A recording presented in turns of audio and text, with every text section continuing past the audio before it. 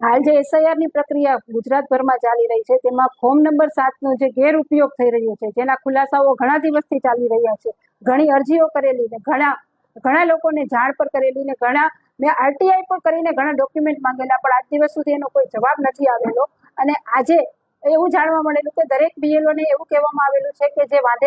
વાંધા જેમની સામે આપેલા છે એ લોકો પાસેથી તમારે ડોક્યુમેન્ટ કલેક્ટ કરવાના છે, એવું એક લિસ્ટ જાહેર કરવામાં આવેલું છે। હવે એ લિસ્ટમાં મારા ધ્યાનમાં આવેલું આજે કે આ જે ભાગ નંબર 198 છે, 79 વિધાનસભા છે, એમાં 92 નામની સામે વાંધા છે। અને એમાં જે આ એક નામ છે કે હાજરાબેન ખફી, કે જેમની નામની સામે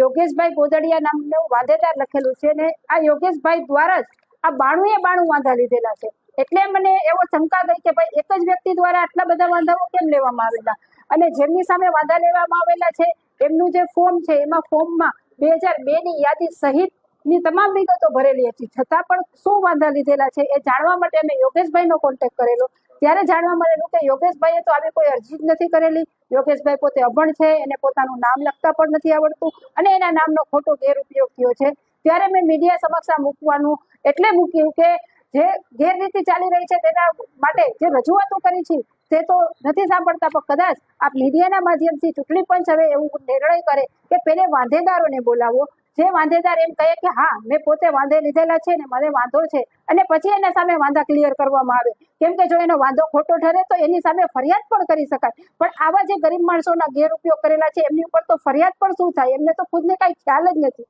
એટલે ખરેખર ફોર્મ નંબર 7 ના ગેરઉપયોગ જે અત્યારે